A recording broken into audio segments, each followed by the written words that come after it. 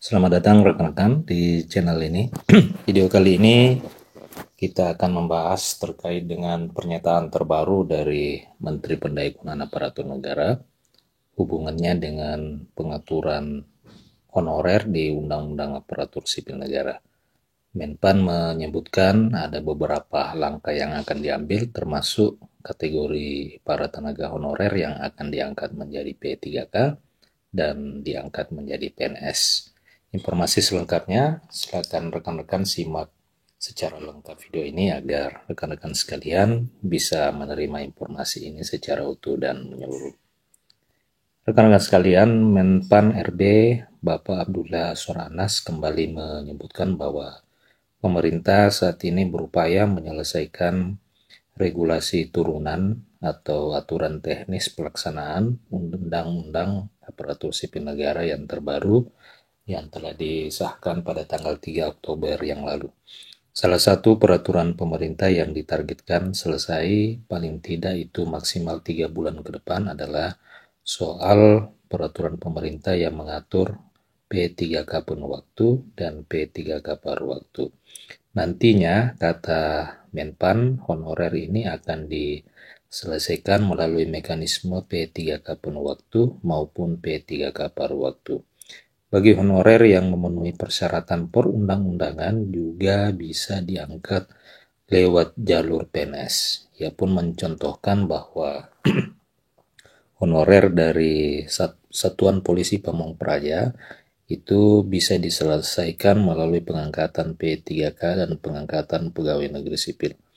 Jadi rekan-rekan sekalian, Menpan sudah menegaskan bahwa kedepannya ini berdasarkan Undang-Undang Aparatur Sipil Negara, tenaga honorer itu akan diselesaikan melalui pengangkatan menjadi pegawai pemerintah dengan perjanjian kerja penuh waktu maupun P3K paruh waktu. Selain itu juga peluang para tenaga honorer ini bisa diangkat melalui jalur PNS. Jadi ini merupakan kabar yang baik saya kira kepada rekan-rekan para tenaga honorer. Terdapat 3 alternatif pengangkatan menjadi aparatur sipil negara, yakni pengangkatan menjadi pegawai negeri sipil, kemudian pengangkatan menjadi P3K penuh waktu, dan pengangkatan menjadi P3K paruh waktu. Namun yang menjadi permasalahan adalah kategori honorer apakah yang bisa diangkat menjadi PNS, kemudian kategori apa yang bisa diangkat menjadi P3K penuh waktu dan P3K paruh waktu. Anas menyebutkan bahwa Satuan Polisi Pamong Praja misalnya untuk usia 35 tahun ke atas itu akan diselesaikan lewat jalur P3K. Sedangkan yang di bawah usia 35 tahun diberikan kesempatan untuk mengikuti tes calon pegawai negeri sipil. Ia pun menegaskan bahwa penyelesaian honorer ini nantinya akan dilaksanakan hingga tenggat waktu atau batas waktu Desember tahun 2024. Jadi kemungkinan besar untuk rekan-rekan honorer yang memiliki usia di atas 35 tahun maka akan diselesaikan melalui pengangkatan menjadi pegawai pemerintah dengan perjanjian kerja, apakah itu P3K penuh waktu maupun P3K paruh waktu, nanti kategorinya akan diatur secara rinci di peraturan pemerintah sebagai aturan teknis pelaksana dari Undang-Undang Aparatur Sipil Negara. Sedangkan rekan-rekan honorer yang memiliki usia di bawah 35 tahun itu tetap memiliki peluang untuk diangkat menjadi pegawai negeri sipil melalui tes yang akan dilaksanakan oleh Kementerian Pendayaan Aparatur Negara. Nah, rekan-rekan sekalian, disinggung terkait dengan keberadaan pasal 131A yang masih beredar di kalangan honorer. Pasal tersebut tidak ada lagi dalam Undang-Undang ASN baru. Jadi memang untuk pasal 131A memang awalnya ini menjadi harapan dan kabar yang menarik bagi para tenaga honorer oleh karena di dalam draft rancangan undang-undang pasal 131A ini mewajibkan kepada pemerintah untuk mengangkat tenaga honorer dan non-aparatur sipil negara menjadi pegawai negeri sipil.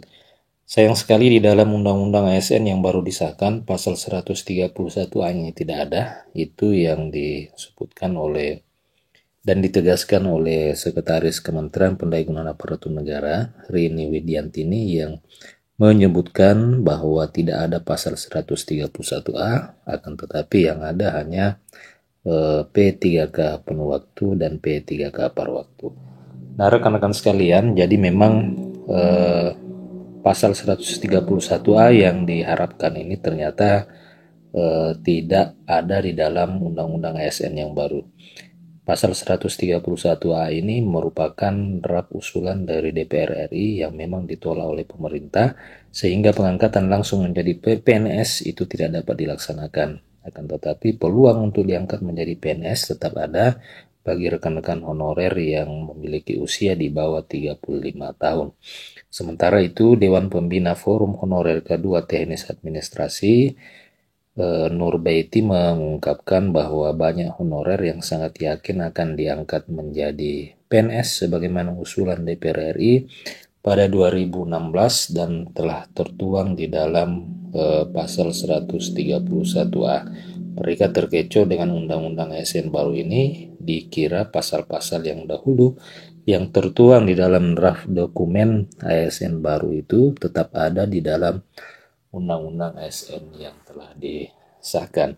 Ia pun memaparkan bahwa selama penantian 7 tahun, Undang-Undang ASN baru akhirnya disahkan. Ini peristiwa terbesar buat para tenaga honorer karena sudah ditunggu sejak 2016 saat revisi Undang-Undang ASN masuk di Badan Legislatif Balik dan akhirnya pada 2020 masih masuk di Komisi 2 DPR RI dan alhamdulillah pada tanggal 3 Oktober yang lalu draft Undang-Undang ASN ini telah disahkan menjadi undang-undang dan substansi utama dari undang-undang ini adalah penataan dan penyelesaian para tenaga honorer yang bisa diangkat menjadi pegawai negeri sipil, pegawai pemerintah dengan perjanjian kerja penuh waktu, dan pegawai pemerintah dengan perjanjian kerja paruh waktu.